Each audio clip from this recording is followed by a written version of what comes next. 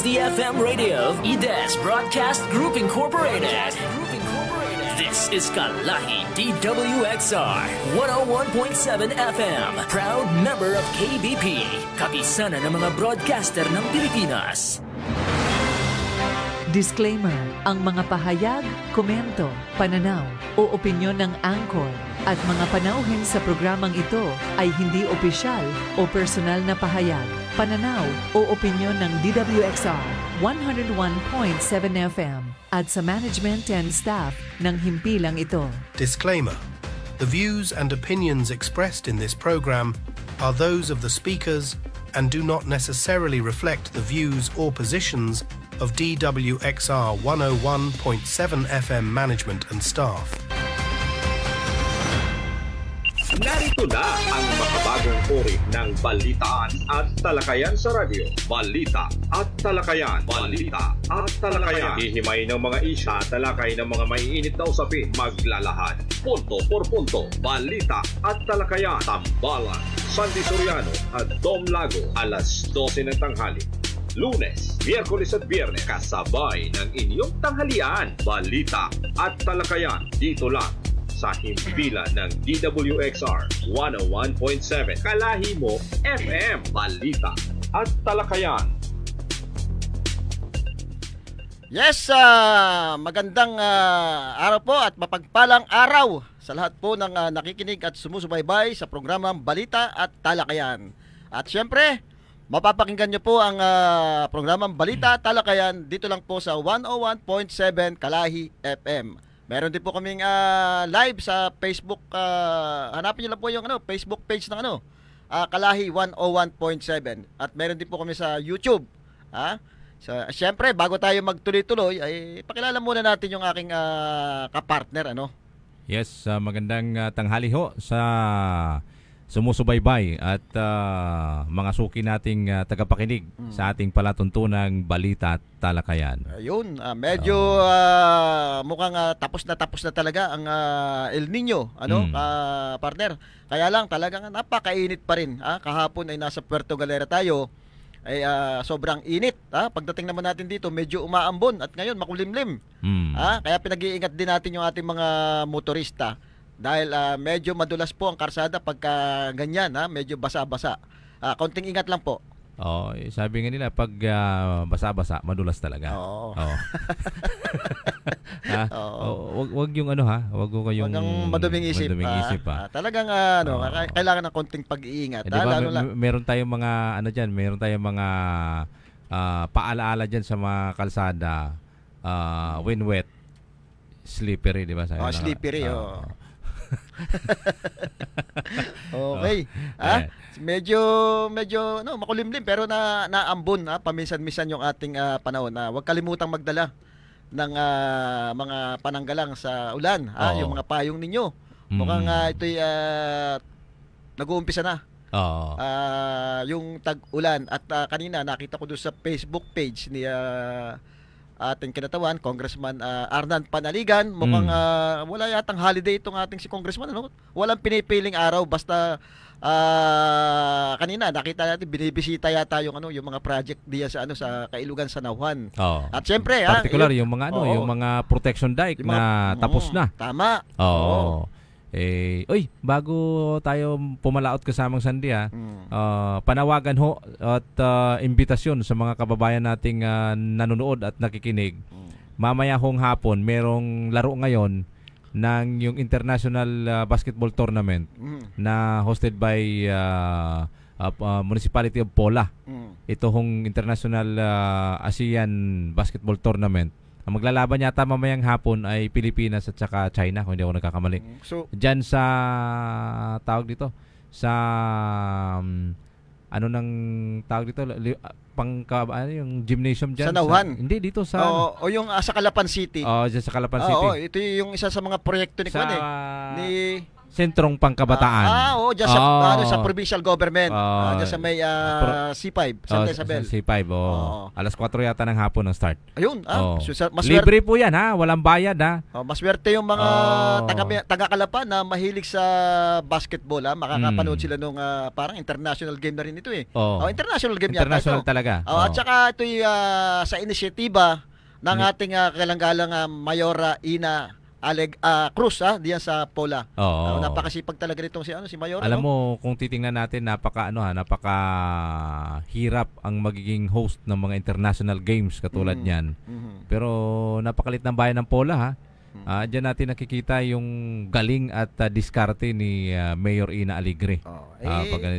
Pagdating sa mga ganitong hosting.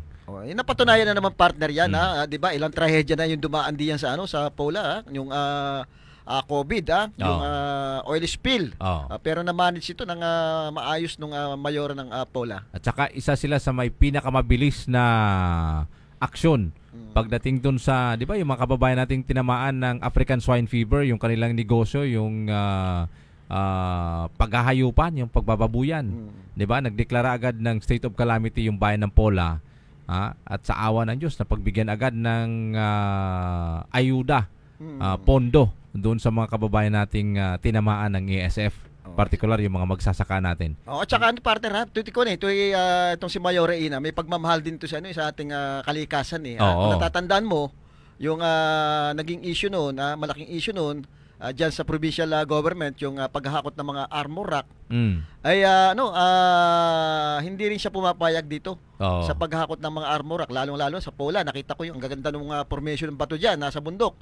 Pagka kinuha daw ito, baka magkaroon na ito ng hihina na yung mga pundasyon ng bundok at maaaring magkaroon ng landslide, kaya mukhang hindi rin niya papayagan yung pagkuha ng mga armor rack diyan sa Pola. Actually, si Mayor Ina Alegre Cruz ay tinaguri ang tawag dito, Lady the Lady Iron ba? Hindi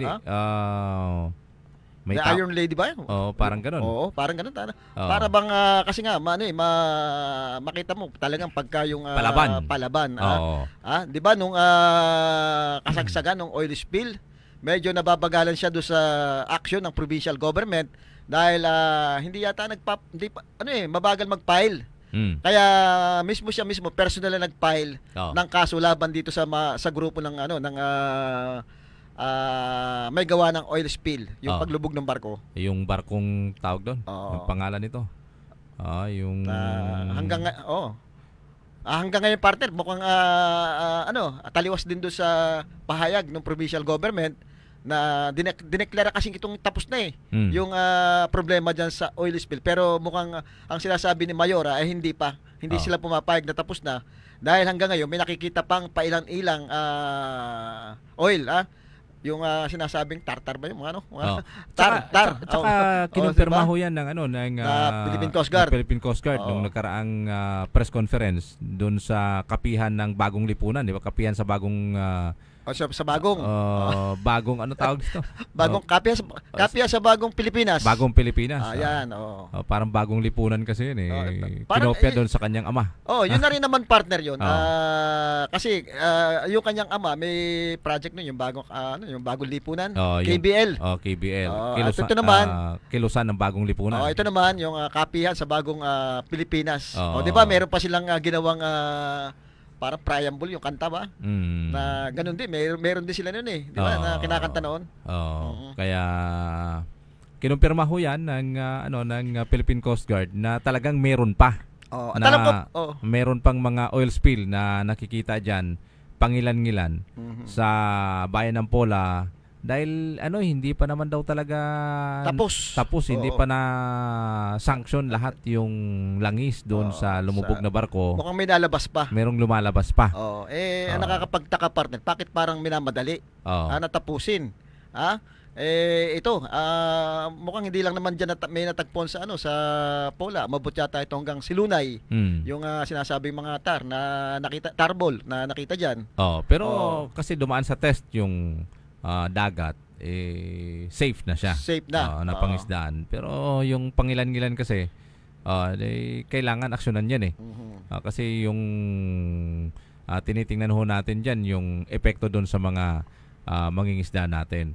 Although meron na rin naman silang mga natanggap mula sa national government, in particular dyan sa bayan ng Pola nung panahong pumunta si President Bongbong Marcos. Dahil mismong si President Marcos ang nag-announce noon na magkaroon ng ayuda mula sa pamalaang nasyonal, ito hong mga kababayan natin dyan sa Pola na tinamaan ng oil spill nung panahong yun. Kaya pasalamat ho tayo sapagkat ang mayor ho ng bayan ng Pola may ginagawa at mabilis ang aksyon. Tsaka partner mukhang yung mga tulong na ibinibigay pa diyan sa mga fishermans natin tsaka doon sa mga naapektuhan. Hindi pa daw ito yung galing sa doon sa kumpanya. Kundi galing pa ito sa gobyerno natin na tulong lang. Galing sa DSWD, galing sa office ni Pangulong Marcos. Yan. Kaya sana may matatanggap pa. Pero ang nangyari kasi kasamang Sandy, nag-file ng case ang bayan ng Pola. Parang meron din yatang final ang provincial government. Mukha ito'y kumbaga patagalang kaso ito pero dapat talagang ayusin. Ayusin yung naging problema nila. Ang tanong, kailan kaya?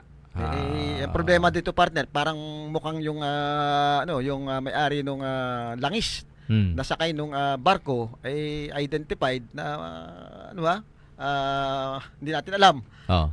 Mukhang ang sinasabi noon di umano ang may-ari daw niyan ay yung si San Miguel Corporation ba? Yun ang napapabalita noon. Si Mr. Henry.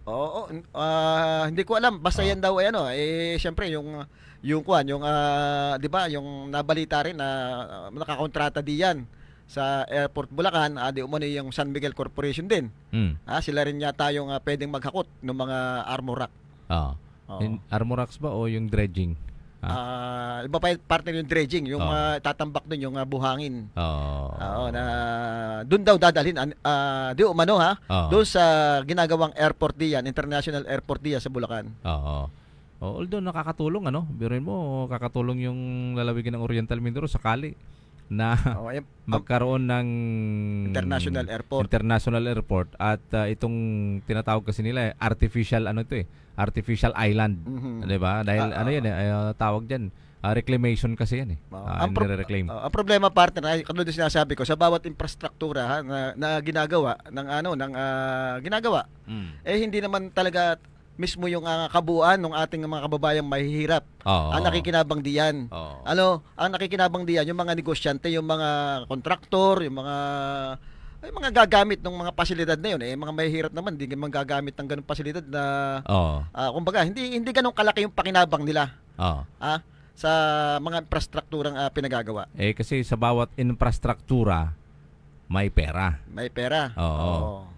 Tanong, sino ngayon ang malalangisan? Magandang balita. May isang magandang balita, maiba tayo kasamang Sandy. Yung Philippine Air Force natin ay patuloy na nagpapatrol dyan sa West Philippine Sea. At may magandang balita pa yung ang ating Philippine Coast Guard at ang Philippine Navy ay tuloy-tuloy ang pagbibili ng mga barko na pandigma para magpatrolya dyan sa ating nasasakupang West Philippine Sea. Mukhang partner, meron na rin tayong ginagawang local made na mga barkong pandigma natin. Ito yung isa sa mga bill na naipasa yung kay Congressman Arnan Panaligan, yung defense posture na sinasabi na bakit hindi tayo gumawa ng sarili natin, kaya naman natin gumawa ng mga sariling barkong pandigma na pwedeng gamitin diyan sa West Philippine Sea. Meron akong nakita sa isang Facebook na made in the Philippines talaga yung isang barkong pandigma. Ibig sabihin, nangyayari na yung ganong utay-utay ng nangyayari yung pagiging self-reliant natin. Gawang Pilipinas. At saka isa pa sa mga binisita nila Congressman Panaligan, itong mga manufacturer, yung tawag dito, yung mga steel industrial manufacturer, di ba? Kasi na siyang malaking tulong nito sa bansa natin, sapagkat kung sa bansa natin manufactured yung mga bakal, dito na yan, mas mababa kasi ang nagiging halaga ng mga barko nagagawin dyan sa mga shipyards dito sa ating bansa. Ang tanong dito, saan tayo kukuha ng mga armas na pandigma na mas matitibay at mas malalakas? Huwag yung made in China, ha? Baka mamaya made in China, kalaban mo yung China. Hindi alam na ng China kung paano kayo. Kumbaga napag-aralan na nila. Oo. 'Di ba? Kasi at saka partner, yun pa yun na isa sa maganda na nangyari na magkakaroon na tayo ng steel company dito. Talagang dito ipoproduce yung mga bakal kasi napakahalaga niyan. Kung sakasakaling paunlarin mo talaga yung ating industrialization, hindi lang doon sa mga barkong pandigma, kundi dito kung tayo ay magpuproduce ng mga sariling sasakyan, partner. Napakahalaga na 'yan sa industrialization. Actually meron tayo ditong yung tawag dito, yung steel manufacturing sa Pilipinas. Kung hindi ako nagkakamali, meron diyan sa Batangas Parang yung puyat. Yung dito sa parting Kalaka, Batangas. Meron diyan sa Mabini na nagpo-produce yun ng bakal. Yung mga bakal nating hindi naman made in kung saan yan Dito na po gawa sa Pilipinas yan At malaking tulong yan sapagkat isa sa mga reason nito ay medyo mura ang produksyon ng bakal dito sa ating bansa pagka aangkat pa tayo sa ibang bansa Ang kailangan lang natin dito kasamang Sandy, yung inaangkat ngayon ng Pilipinas, yung mga battleship na gagamitin ng Philippine Coast Guard, Philippine Navy ay made in Japan, kung hindi ako nagkakamali. Meron silang panibago ngayong ipo-purchase na 5 barko pa. Galing sa Japan. Galing sa Japan. So kung meron tayo ngayong 12 na existing na mga barko, so magiging 17 na ang magpapatrolya sa ating karagatan para proteksyonan yung ating kasarinlan. Yun, maganda partner Kaya, yun. Maganda.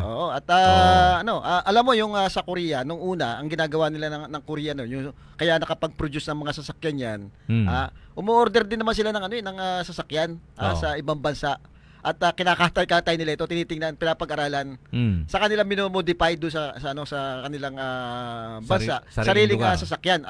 So, ganun, pwede rin naman ganun Order tayo ng mga ilang barkong pandigma, pero pag-aralan kung paano ginawa yan, kayang-kaya naman ng mga Pilipino yan Oo. Actually, di ba yung ilang mga baril na gawa sa Pilipinas, yan naman ay imo-modified lang siya kumbaga palalakihin lang. Wala namang pag kinagkaiba yan yung production ng maliliit na mga baril natin, yung bala, yung design. Pinapalaki lang naman yan, di ba? Para mas malaki ngayon yung yung impact niya. Pero ang tanong, papaano ngayon? Kasi may mga magagaling na mga Pilipino naman talaga na inventor katulad ng, di ba, yung M16 na Armalite, di ba? Arman yan pangalan yung Arman na Pinoy. Kaya ginawang Armalite yan Pilipinas made yan, kasamang Sandy. Minodified lang siya ng US.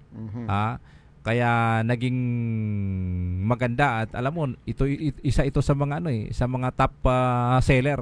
Itong M16 na Armalite sa buong mundo. Assault rifle yun. At saka rifle, diba? Partner yung yung local manufacturer natin dito, 'di ba? Yung mga sinasabing Danau na baril, ang magagaling na partner gumawa ng baril yung mga 'yan.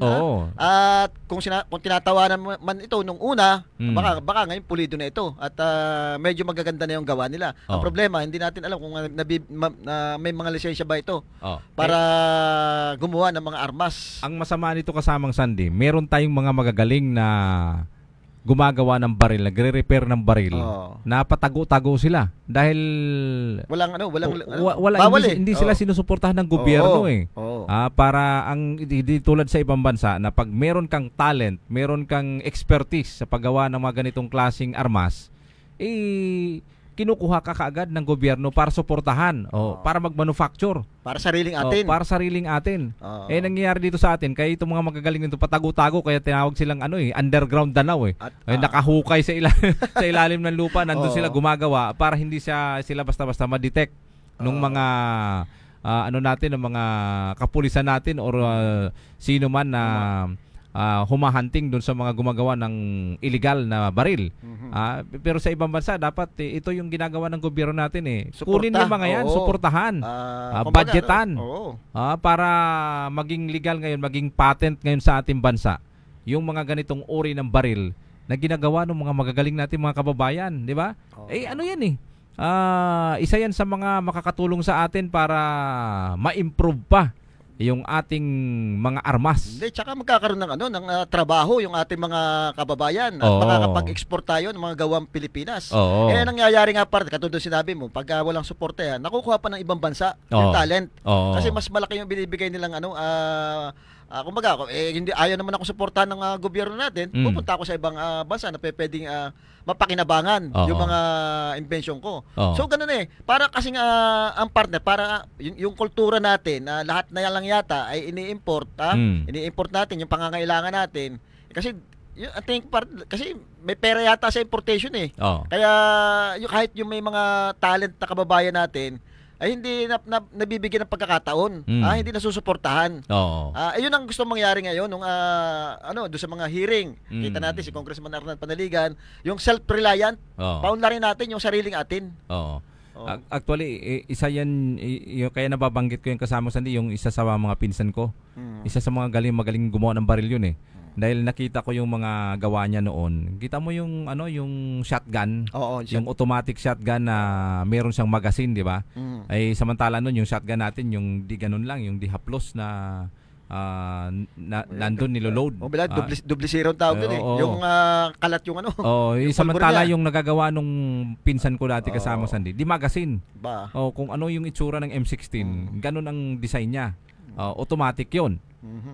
Tapos meron pa siyang ginagawa ng mga single shot na mga ambala, yung mga 12 gauge yung tinatawag natin, yung parang pambala ng shotgun, pero ang design niya 45 di bali yun. Isang kasa, isang putok. Parang ganun. So ibig ko sabihin, kung ito yung mga taong ito na may mga talento, sinusuportahan na ngayon ng gobyerno kung paano sila mapaunlad ang kanilang mga talento, paano mapaunlad ngayon ang kanilang industriya. Dahil siyempre kukunin sila bilang trabahante. Malaking bagay dahil hindi na tayo i-import pa ng ilang mga baril na galing sa ibang bansa. Bagkus, ito'y gawin na lang natin na mas maganda pa, pairalin ngayon yung siyensya. Di ba yung technology, yung makabagong teknolohiya sa paggawa ng baril, kaakibat itong mga kababayan nating mga magaling, mahuhusay gumawa ng disenyo ng baril at suportahan ng gobyerno. Mababawasan ngayon kasamang Sandy yung budget natin pambili ng mga bilyon-bilyong tawag ito, yung mga armaments natin, di ba? Kung sarili na natin yan, mas malaki, nakapag-generate pa tayo ng trabaho, yung patent, yung sariling atin pa. Malay mo, mas maganda, mas magagaling, mas matitibay yung mga baril nating ilabas kumpara nun sa ibang bansa. Di tayo ngayon na mag-e-export. At saka diba? Partner malaki yung sinasabi nating yung i-create na trabaho niyan sa ating mga kababayan. Yung paggawa ng sasakyan, partner. Isipin mo lahat ng sasakyan natin ini-import natin. Ay magagaling yung mga mekaniko natin. Nung nauna pa nga tayong kumbaga established na tayo. Ang Korea noon, kung titingnan mo yung history ng Korea, established na tayo, pero ang Korea may gera. Tinulungan natin para ma-liberate sila. At nung na-liberate sila, nung dumaya sila doon sa gera, pinadala natin ng tulong. Anong mga tulong pinadala natin? Yung mga mekaniko natin, train yung mga skilled worker natin. Mga skilled worker natin, i-train yung mga Koreano na gumawa ng mga sasakyan.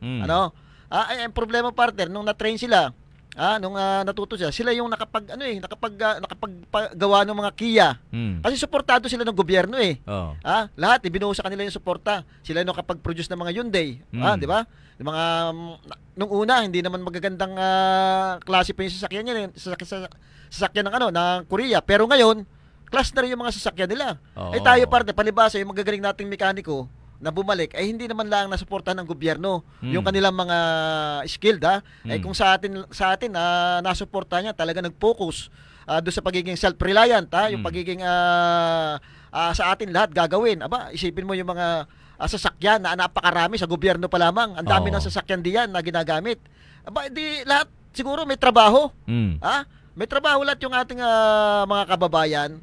Hindi, partner, hindi nasuportahan. Ang nangyari, tinali tayo doon sa importation niya. Kahit sa sasakyan ini-import natin. Samantalang kung nung panahon na nauna ay napagtuunan yung suportang ibibigay doon sa mga mekaniko natin, baka tayo na yung nag-i-export na magagandang sasakyan ngayon.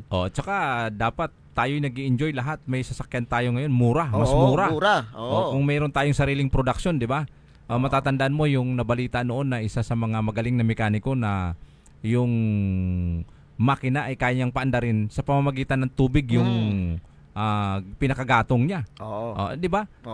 Nasaan na ngayon yung mekanikong yun? Baka nakuha na yung ibang bansa yun. Kasi may mga lumalabas na ngayon, di ba? Yung mga electric car. Yung electric car, di ba? Yung iba naman may solar, meron talagang pa. Solar. So, imbis na tubig, yung ginawa nila ay kinonvert nila ngayon into solar. Nasa linya natin. Si Congressman Arnan Panaligan ho. Welcome ho natin. Magandang tanghali ho, Congressman. Pakitas ng linya kasama Sandy, baka nakababa. Ayan. Magandang tanghali po, Congressman Panaligan. Pakitas ng linya kasama Sandy, baka hello. Ayan. Tingnan mo, baka nawala. Ayan. Antabayan ho natin, sa linya ho natin yung kinatawan ho ng First District ng Oriental Mindoro. Ito hong ating masipag at action man na congressman ng ating unang distrito, si Congressman Panaligan. Magandang tanghali ho, Congressman. Magandang tanghali sa iyo, kasamang Tom at kasamang Sandy. Magandang tanghali sa ating mga kababayan sa First District ng Oriental Mindoro. At binabati ko na rin ang ating mga kapatid at kaibigan mga Muslim. Ngayong araw na ito, isang napakahalagang araw sa ating mga kaibigan at mga kapatid na Muslim, yung Idul al-Adha. Kaya pagbati sa inyong lahat sa inyong pagdiriwang ng Idul Adha. Ayun. Kung holiday po ngayon, at nakita ko yata doon sa Facebook page nyo na nag-iikot yata kayo sa parting Nahuan ngayon? Sa mga proyekto nyo? Yes, kayo na pa yun. Ating tiningan kasi meron tayo mga projects sa mga parting yan, mga liblib na lugar, kailugan, sa mga ilog, lalo na yung mga flood control projects, malaki-laki yan. Alam mo, problema kasi ng bayan ng Nahuan yung pagbaha. Partikular, yung lugar na yan from Tikkan up to San Andres. Kaya meron tayo mga proyekto, mga flood control, river control projects sa lugar na yan. Alam mo, kasamang Sandy, yung lugar na yan, yung Tikkan hanggang sa parte ng Inarawan, Pagumpay, ayan ang major rice producing areas ng Nauhan. Yan ang productive areas ng Nauhan sa Palayan. Kaya sayang naman kung laging binabaha, nakita yan sa ating agricultural production. Kaya nga, pag-upo ko pa, ay nung pang 2022, lalagyan na yan ng pondo para sa river and flood control sa lugar na yan. Pero hindi lang naman sa lugar na yan. Doon sa yung highway, yung may kurba, Pinagsabangan, Motoderaso, San Carlos, Bagong Buhay, meron din po tayong flood control projects dyan ongoing. At sa mga susunod na taon, yan ang ating focus, yung lugar na yan. Kasi yan naman yung kabayanan, yan naman yung kabayanan ng Nauhan ang nababaha dyan. Kaya meron, ngayon ito ongoing na. Sa Pinagsabangan, sa Motoderaso, sa San Carlos, at sa darating taon, yung parte ng Apitong, Dito naman sa isang distrito, Del Pilar hanggang Metolsa, Evangelista, Masagana, meron din po tayong ongoing dyan na flood control projects. Malaki po kasi ang problema ng bayan ng Nauhan sa pagbaha, kaya naglagay din tayo ng malalaking pondo para sa flood control projects para po sa bayan ng Nauhan. Marami pong natutuwang kababayan natin, lalong-lalo na yung mga magsasaka diya sa Nauhan, kasi yan po yung talagang isa sa mga problema nila pag umuulan, yung baha po, at mas maganda na po protektahan po natin yung ating mga sakahan diyan. Kung matanong ko lang po, kasi isa naman yung ilog na yan, alam ko mayroong matagal ng plano ang provincial government, yung sinasabi nilang river restoration. Ano pong nangyari na? Nagtatrabaho ba po sila diyan para asikasuhin yung kanilang sinasabing river restoration? Well, wala ako information sa status yun, Pero narinig ko nga yan sa ating provincial government, ay maganda nga ay matuloy na yan sa lalong magang panahon para mapakinabangan din natin, maring hindi mawala ang baha, 100%, pero mababawasan ng malaki. So sabi ko nga, yung flood control program, yun ay maraming component, no?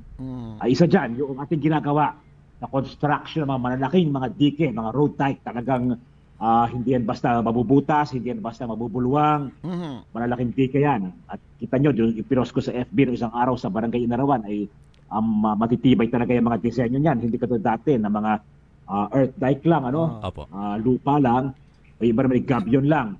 Kapag good lang yung gabyon for 1 or 2 na baha, no? Mas kailangan patang mo na. So matitibay yung mga road dike na yan. Ating pinapagawa doon sa Kongreso. Ay bukod dyan, mahalaga rin nga yung proposal ng provincial government na dredging, no? Kasi alam mo, yung kanal, yung ilog parang kanal, di ba? Puno na ng bara ng dumi ay aapaw. So dapat ay talaga dinedredge, ano? Nasa tamang lugar nga lamang ang dapat na iyong ihuhukay.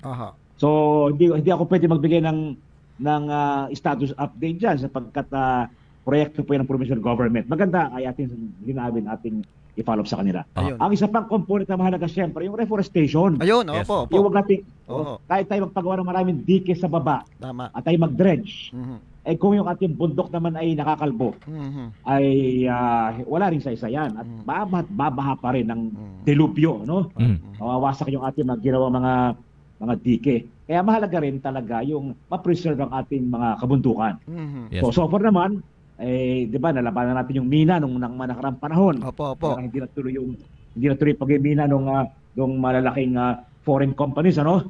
Kaya patuloy po nating labanan at tutulan ang pagmimina sa ating kabundukan at sa halip at bukod doon ay talagang tayo mag-continue mag-reforest tayo sa kabundukan.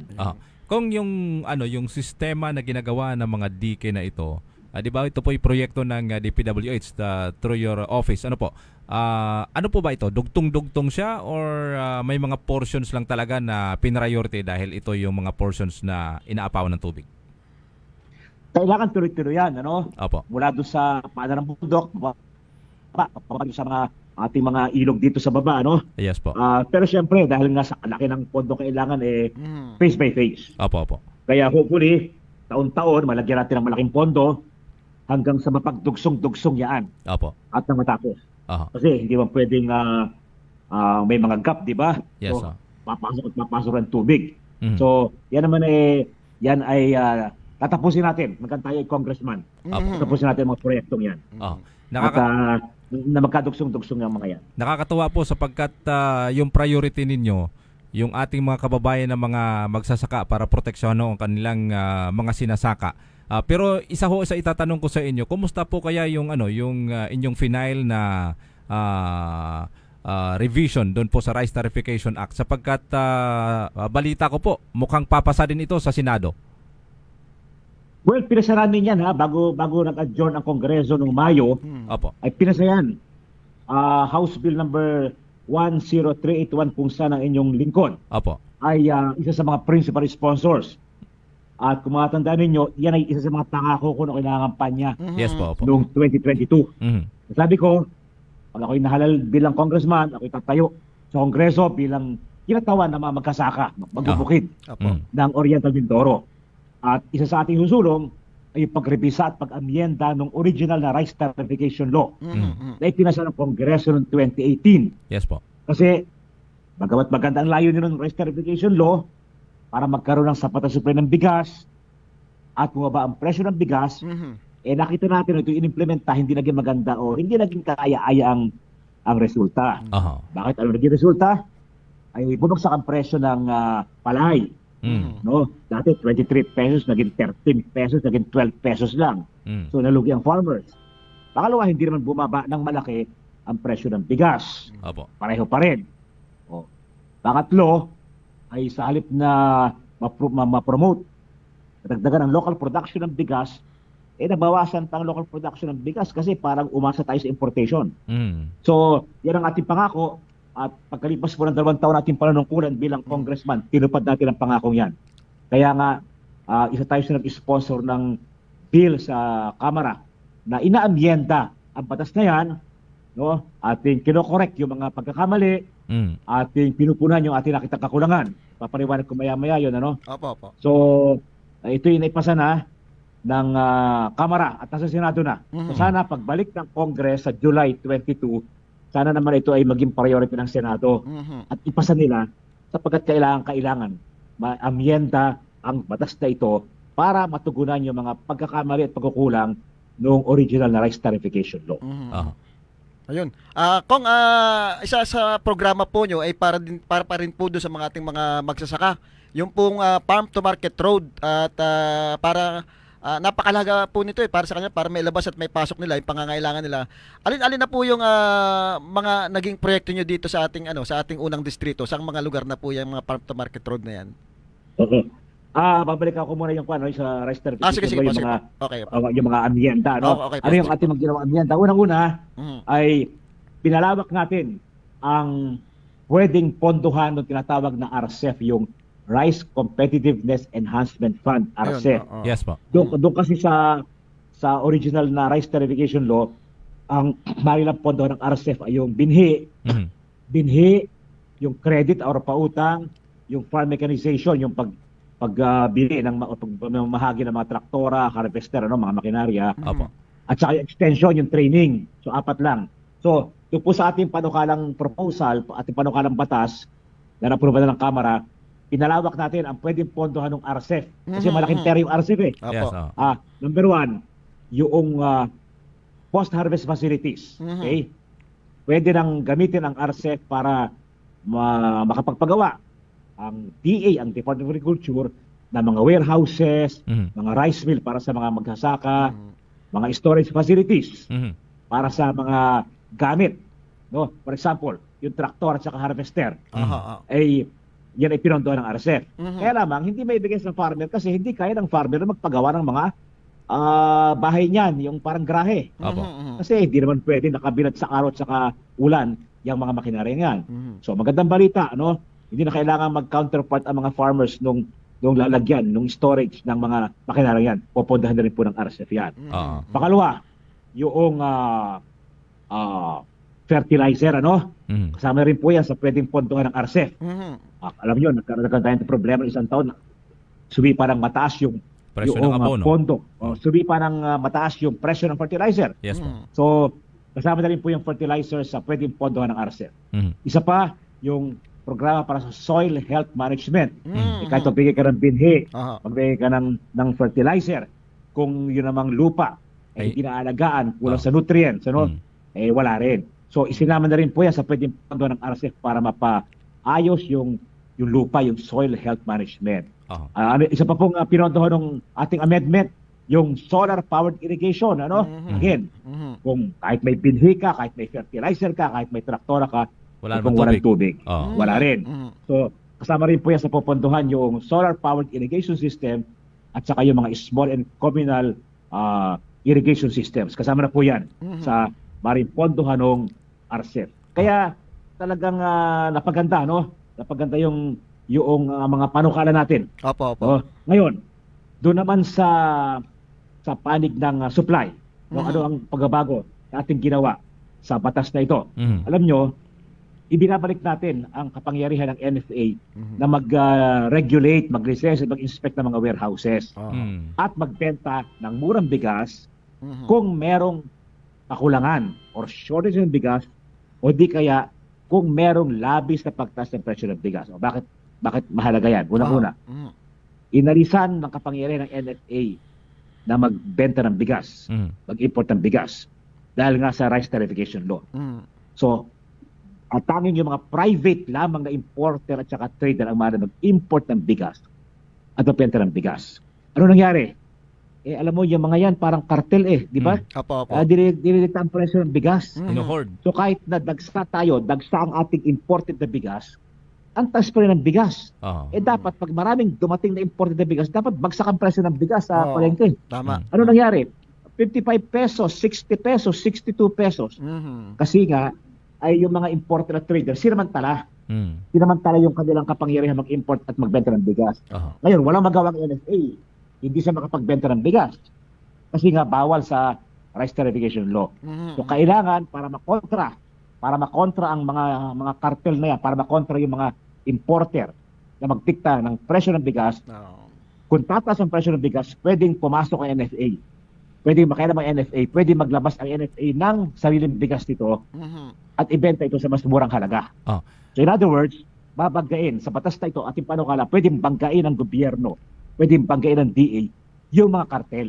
Pero kung na nagdidikta ng mataas na presyo ng bigas. Pero kung dapat regulated yung paglabas ng NFA sapagkat minsan nangyayari ang bigas mula sa NFA binabagsak din lang doon sa mga local traders natin, ang mga big time. Bawal yan. Bawal na. Sa ating panukala, yung ating ginawang panukala sa ating amendment, ay pwede lamang ibagsak o ibenta ng NFA yung murang bigas sa mga retail outlet na yung mga kadiwa stores, kadiwa centers, kadiwa outlet, organisadong mga kooperatiba na mga magkasaka, organisadong grupo ng kababaihan, at mga government agencies at iba po mga organisasyon na pinapayagang magbenta ng bigas, hindi sa mga trader at saka importer. Kasi samantalhin yan, baliwala. Nakita natin kasi yan yung mga importer at saka trader na malaki ay kanilang kino-corner ang importasyon ng bigas, tapos silang magbebenta niyan at ididikta ang presyo. Ngayon, walang magawa ang gobyerno kasi nga inalisan sila ng ngipin, ng pangil doon sa original na batas. So ngayon, binibigyan natin sila ang gobyerno ng kapangyarihan na banggain yung mga kartel na yan. At direkta ang pagbebenta ng bigas ng pamahalaan sa mga tao sa retail outlet, mga kadiwa center halimbawa. So pag ganyan, ang purpose niyan ay magkaroon ng competition doon sa mga trader at importer na nagdidikta ng bigas, ng presyo ng bigas. Kung itanong ko lang yung sistema ng pamimigay ng RCEP nitong mga inputs katulad ng abono, ito po ba'y dole out or papaano yung monitoring nito? Halimbawa ay unang bigay doon sa mga magsasaka natin, ang nangyari ito parang subsidized ng gobyerno yung inputs na pwedeng ibigay doon sa ating mga kababayang mga magsasaka. Oo. Merong subsidy dyan, meron din namang talagang bigay. Halimbawa yung fertilizer, Yes, po. Yung binhi, alam ko may subsidy yan, so may counterparty naman. Pero meron din namang talagang bigay, So, hindi ito masasabing dole out. Ito talagang assistance sa ating mga farmers. Yes, po. Para makatulong sa produksyon ng palay. Ng palay. So maganda ngayon ang sistema sapagkat malaking tulong ho ito kung hindi man pangkalahatan. Halimbawa, yung sinasaka ng isang magsasaka ay 2 hektarya. Kung hindi man sapat yung ibibigay doon, malaking kabawasan doon sa kanyang expenses. Yes. Malaking kabawasan talaga. Imagine, magkano ang fertilizer, di ba? Sumipa ang presyo niya nung isang taon. Umabot ng 3,000. Yes, yung diesel na ginagamit sa mga bomba. Kaya sa mga pump. Kaya maganda nga yung solar powered irrigation, Yes, malaking katipiran yun sa mga magsasaka. So, sa panukala pong ito, yung House Bill number 10381, ay ating ginawa ang ating mga gawa para mapagaan talaga ang burden ng mga magsasaka. Mabawasan ang kanilang gastusin sa production. Kasi ginagawa po yan sa ibang bayan, sa Thailand, sa Thailand, sa Vietnam. Heavily subsidized. Alam mo, kung may perang gobyerno, gastusin natin para sa magsasaka, para sa food production, hindi po yan dapat panghinayangan. At yan ang ginagawa natin ngayon sa ating mga panukalang ito. Pero kung ang focus ngayon ng Department of Agriculture ay importation pa rin, parang doon pa rin nakatuon ang kanilang programa, hindi doon sa pagpapalakas ng ating local rice production. Kaya nga itong ating panukalang batas na ito, ang ating inasahan tutugon sa bagay na yan, ma-enhance, ma-promote ang local production ng palay sa retail importasyon. Alam mo, epekto kasi yan ng rice tariffication law, nalugi ang farmers, kaya bumagsak, kaya marami hindi nagtanim. Kaya nakatiwawang ang lupa. Kaya sabi ng farmer, ba't ka naman magtatanim pa? 13 pesos lamang, 12 pesos lang ang farm gate ng palay. Farm gate price ng palay. Dati nasa 23. So, bumagsak ang ating local production. At pagbagsak ang local production, again, mangangailangan na naman mag-import. So, sa ating mga panukalang ito, pag naging magaan uli, naging naging profitable uli. Kikita uli ang farmer dahil nga sa mga subsidy ito, tulong na ito, may enggan niya mag-produce naman sila ng palay. At tataas uli ang ating local production, mabawasan ang pangailangan mag-import. Ikaw yung tanong ko po kanina na tungkol po doon sa mga mga farm to market road. Kasi makikinabang din po dito yung ating mga magsasakat, yung ibang kababayan din po natin. May mga ano po yung mga project niyo po dito? Ay karamihan sa ating project farm to market roads, ano? Opo. Halos lahat ng barangay, ng lahat ng bayan, ay meron tayong ongoing farm to market roads. Meron tayong sa Pola, yung Tagtakin to Pahilahan, diyan sa San Teodoro. Ito naman, wala namang masyadong palayan sa San Teodoro, no? Pero meron tayong ginagawa dyan sa parting Bigaan to Agutayan, no? Circumferential Road. Dadaanan naman ay mga taniman, mga fruit tree production. Sa Bako ay marami po tayong naipatupad na at ongoing pang proyekto. Halimbawa doon sa parting Mayabig, no? Parting Tabon-Tabon, parting Mangangan. So tuloy-tuloy po yung mga farm to market road projects niyan. Sa Kalapan, ganoon din. Sa Nauhan, marami po. Naku, marami pa dapat ipagawa. Ganoon din sa Victoria at saka sa Socorro. Kaya tuloy-tuloy po yan. Siguro ipapublish natin yung ating mga update sa mga farm to market roads na yan. Sa mga bills naman po na mga pinanukala po nyo, alin na po dito yung mga nakapasa na? Well, sa amin, sa Kamara, itong rice, mahalaga itong rice tariffication law. Yung amendment sa rice tariffication law. Tapos yung isang mahalagang batas natin, yung self-reliant defense posture, no? Naglalayong palakasin ang ating lokal na mga industriya ng gumagawa ng mga armas at mga gamit pang digma. Mahalaga po yan. Katulad yan, kulang tayo ng mga gamit. Tayo ay nabubuli ng China. Nagre-rely din tayo sa imported na mga gamit, di ba? Ito yung mga bala. Huwag na yung mga tangkad aeroplano, masyadong sophisticated yan, pero yung mga bala baga naman, yung mga long arms, mga machine gun, kailangan pa import, kailangan pa mag-import yan. Kaya naman gumawa natin yan. Kaya nga, i-final natin yung bill na ito, yung Self-Reliance Defense Posture Bill, para mabigyan ng ma-promote, mabigyan ng insentibo ang mga lokal na industriya, lokal na factory sa Pilipinas na gumagawa ng mga gamit militar. Nakita ko sa Facebook, yung isang shipyard, yung PropMech, sa Subic.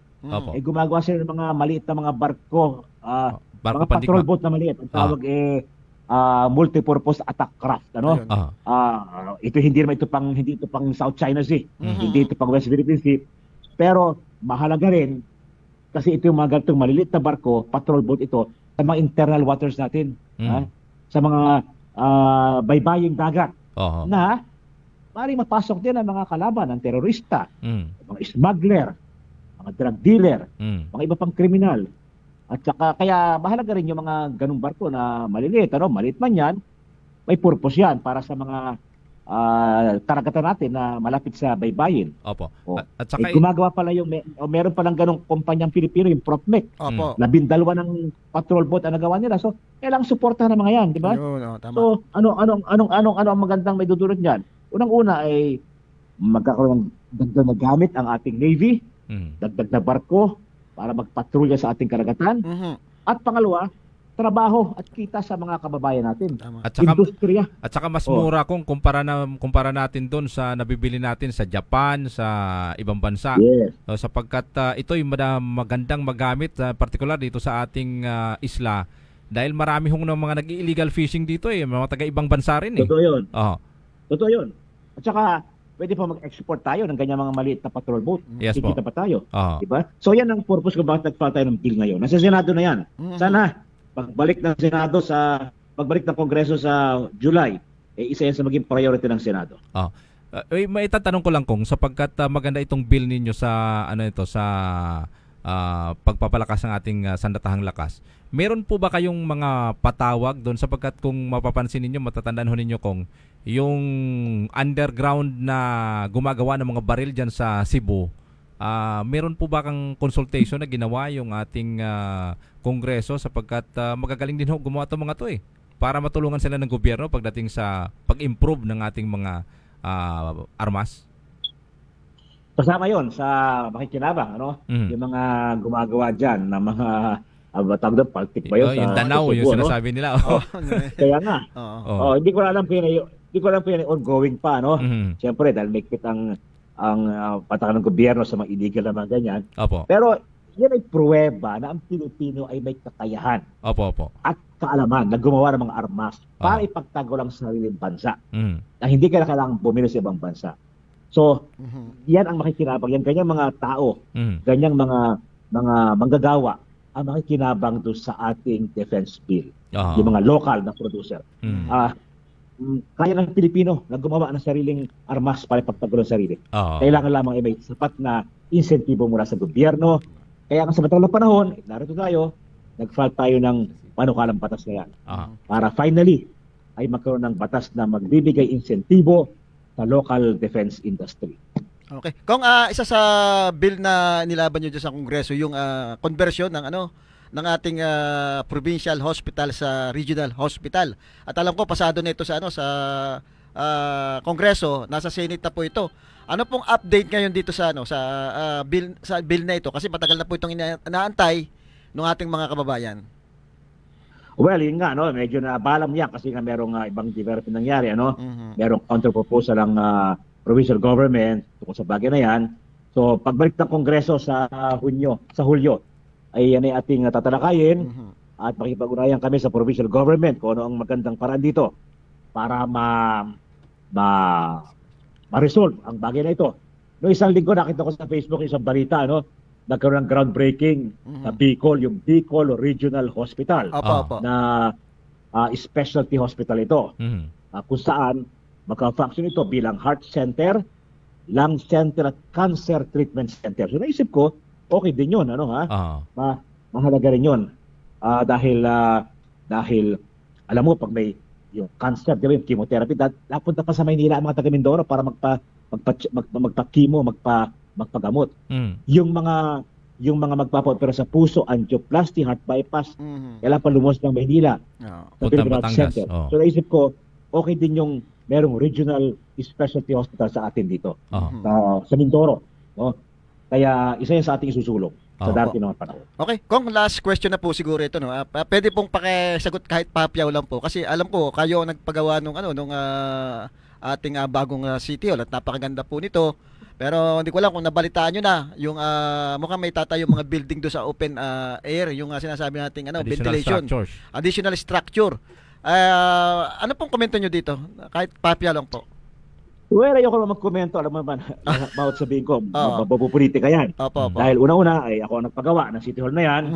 Pangalawa, alam naman natin, hindi natin ibang grupo yung namumuno sa City Hall ngayon. Unang-una, siyempre, pag mayor ka, meron ka kapangyarihan na magpagawa sa iyong bakuran. Ayun naman, kaya lamang, dapat siguro ating balikan ng kasaysayan. Yung background. Bakit ba ganyan ang design ng City Hall? Bakit merong butas doon sa gitna? Ang tawag po doon ay atrium. Atrium. A-T-R-I-U-M. Atrium. Meaning open space. Kasi karamihan sa mga design ng mga building ng gobyerno yung parang kahon. Diba? Sarado.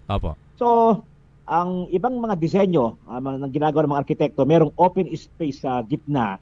Ang tawag ay atrium para, anong purpose? Natural ventilation. Natural, hindi na kailangan ang hangin ay pwedeng pumasok. Natural ventilation. At natural ang lighting.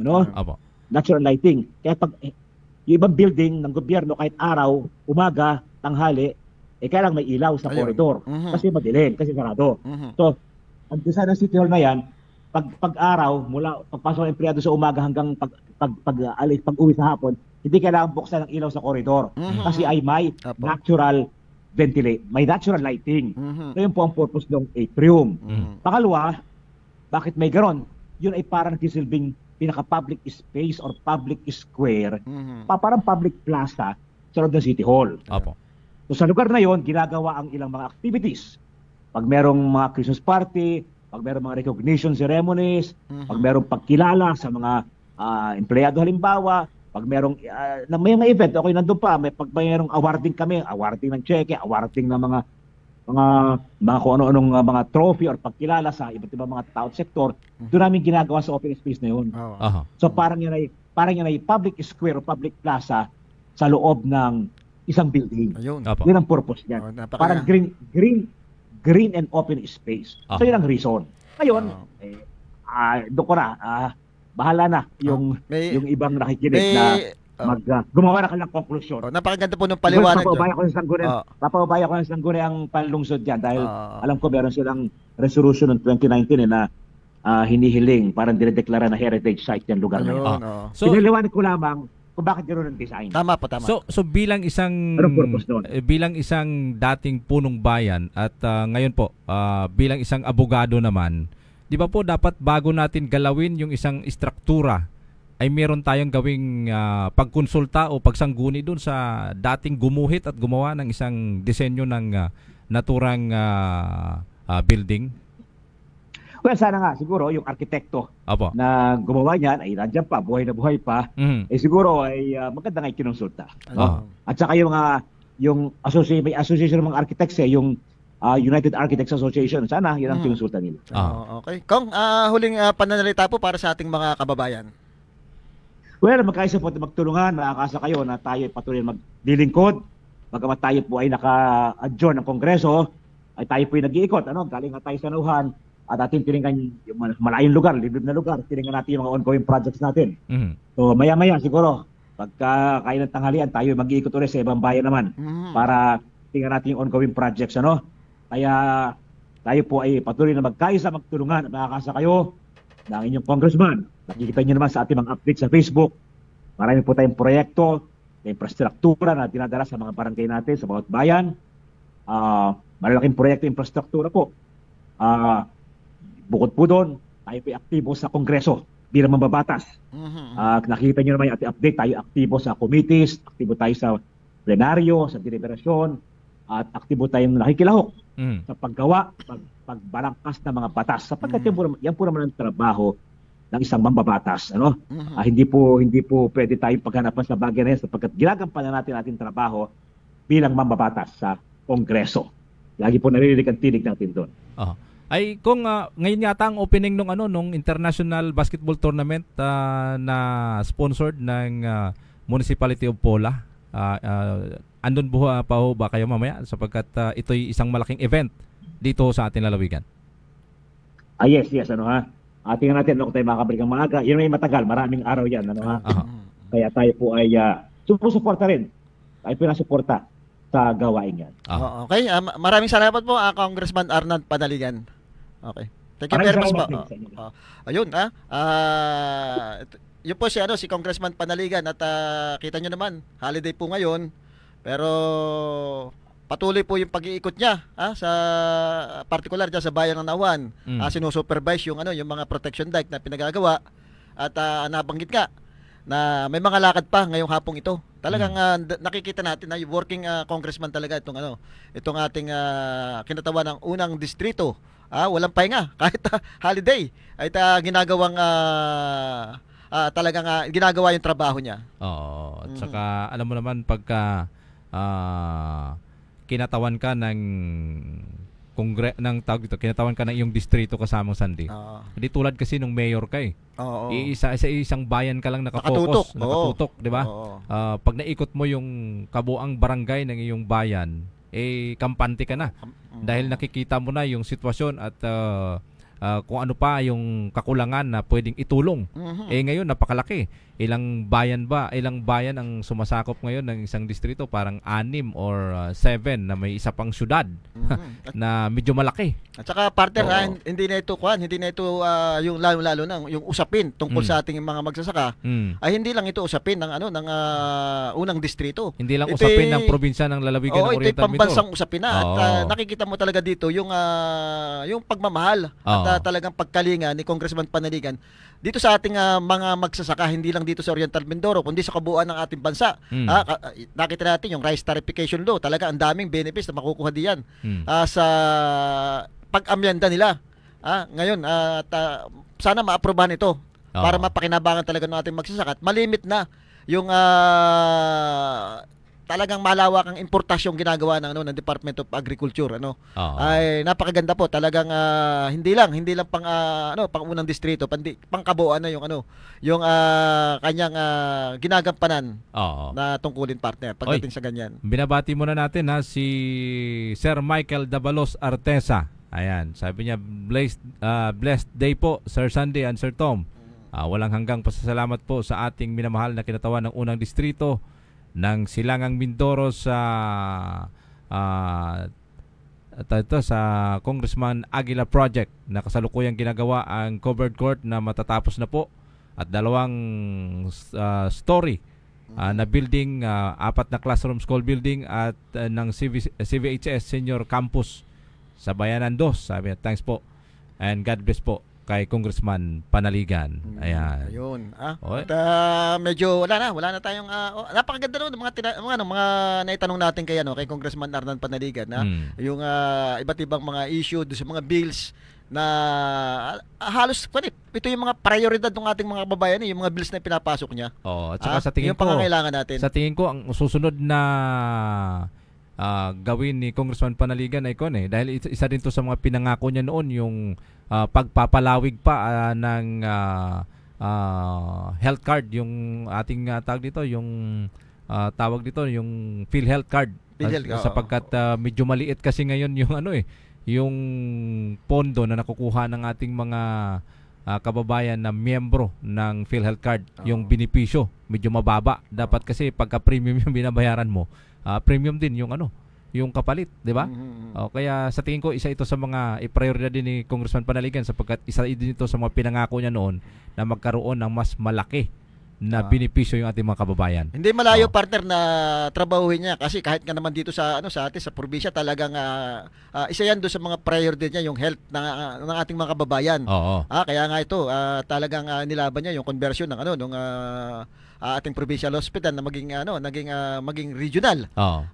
Yung opisina niya mismo talagang kung tumulong, nakita naman natin yung mga kababayan natin pag pumunta doon ay kahit na medyo kulang-kulang yung mga requirement nila, nabibigyan ng tulong at hindi lang basta malaki yung naibibigay na tulong do sa ating mga kababayan. Makikita mo talaga yung kanyang sinseridad at prioridad para do sa ating mga mahirap na kababayan, partner. Ika nga ni Congressman Panaligan ay ang kalusugan, ang kayamanan ng bawat mamamayan. Dahil sapagkat pag malusog yung mga kababayan natin, malusog tayong lahat. Tuloy-tuloy yung trabaho, maunlad ang ating sambayanan. Okay, batiin ko lang muna si dating mayor at dating Congressman Doyle Leachon na talagang hanggang ngayon ay nakikita mo yung mga proyekto na ginagawa. Yung iba ngayon pala natatapos. At talagang makikita mo yung kanyang mga ginawa nung siya ay mayor pa, nakatatak yan sa ating mga kababayan. Pamula dyan sa mga palengke. Yung palengke, kaganda niya nung naitayo. Pero mukhang napabayanan. At siguro kung sakaling makakabalik sa posisyon, unahin niya siguro yung palengke na maging maayos. Kasi isa rin niya sa legacy niya na talagang naiwan dito sa ating mga kababayan. At kailangan siguro ayusin uli para yung escalator natin dyan ay nagawa na. Pero medyo nagka-problema yata uli. Sana maayos uli ng maaga-agayan yung escalator natin para mapakinabangan. Kasi nakita ko, partner, yung instead na yung pataas yung naandar, yung pababa ay mas mahirap umakyat. Sana ang nasira yung pababa, mas okay. Maganda naman daw ang hagdan Okay. Oo. Binabati ko rin si dating Vice Governor Jojo Perez na nagdiwang ng kaarawan nung isang linggo kailan lang. At in-install siya bilang isang opisyal ng Knights. Si Bukal Edel Ilano.